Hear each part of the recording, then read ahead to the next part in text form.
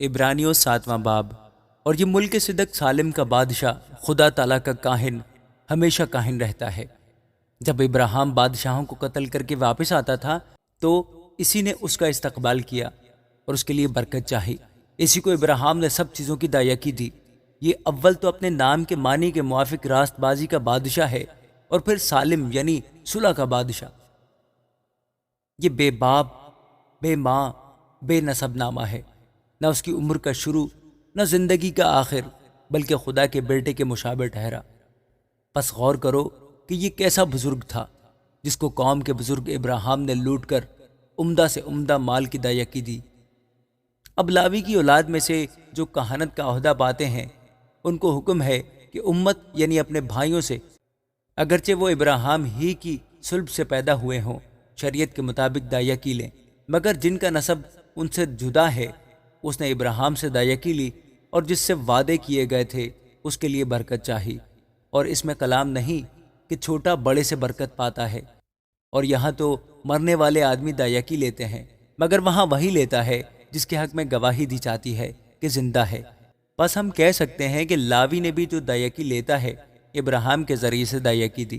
اس لیے کہ جس وقت ملک صدق نے ابراہیم کا استقبال کیا تھا وہ اس وقت تک اپنے باپ کی صلب میں تھا۔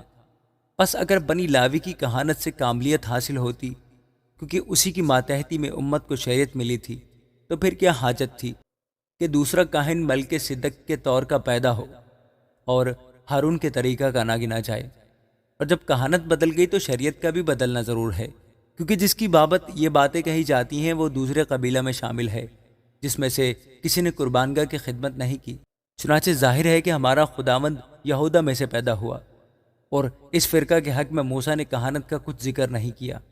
اور جب ملک صدق کی مانند ایک اور ایسا کاہن پیدا ہونے والا تھا جو جسمانی احکام کی شریعت کے موافق نہیں بلکہ غیر فانی زندگی کی قوت کے مطابق مقرر ہو،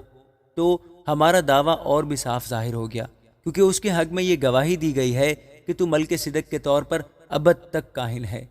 غرض پہلا حکم کمزور اور بے فائدہ ہونے کے سبب سے منسوخ ہو گیا، کیونکہ شریعت نے کسی چیز کو کامل نہیں کیا، اور اس کی جگہ ایک بہتر امید رکھی گئی جس کے وسیلے سے ہم خدا کے نزدیک جا سکتے ہیں۔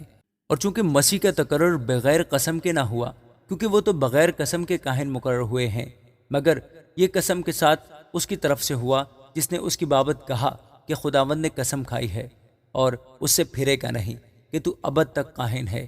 اس لیے یسوع ایک بہتر عہد کا ضامن ٹھہرا، اور چونکہ موت کے سبب سے قائم نہ رہ سکتے تھے اس لیے وہ تو بہت سے کاہن مقرر ہوئے،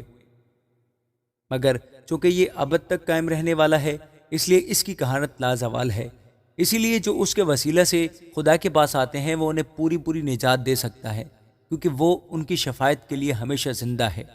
چنانچہ ایسا ہی سردار کاہن ہمارے لائق بھی تھا جو پاک اور بے ریا اور بے داغ ہو، اور گنہگار سے جدا اور آسمانوں سے بلند کیا گیا ہو، اور ان سردار کاہنوں کی مانند اس کا محتاج نہ ہو کہ ہر روز پہلے اپنے گناہوں اور پھر امت کے گناہوں کے واسطے قربانیاں چڑھائے، کیونکہ اسے وہ ایک ہی بار کر گزرا جس وقت اپنے آپ کو قربان کیا۔ اس لیے کہ شریعت تو کمزور آدمیوں کو سردار کاہن مقرر کرتی ہے، مگر اس قسم کا کلام جو شریعت کے بعد کھائی گئی اس بیٹے کو مقرر کرتا ہے جو ہمیشہ کے لیے کامل کیا گیا ہے۔ آمین۔